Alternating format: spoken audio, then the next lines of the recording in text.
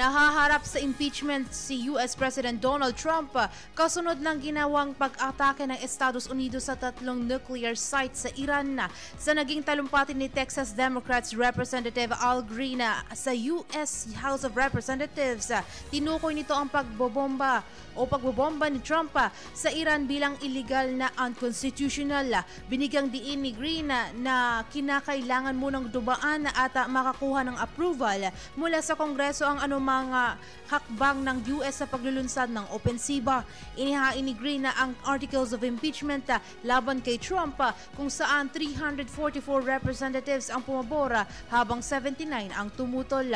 Matatanda ang ilang beses ding hinaharap sa impeachment ang US President sa unang termino nito, subalit na akwit ng Senado.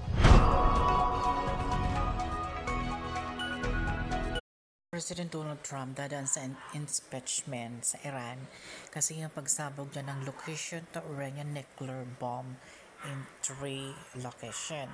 So para mangyayari sa kanya, kagaya kay President Duterte, ano mangyari talaga sa kanya? Baka makulong kasi for trial for strikes.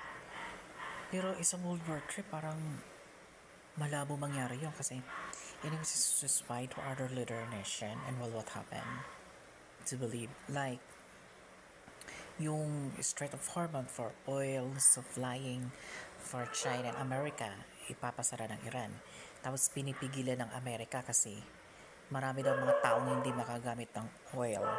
All commuters for cars in cities hindi tatakbo. All Asian company and world market in China kakausapin daw ng Amerika and China na hindi ipasara ang Strait of Hormuz. That's the beginning.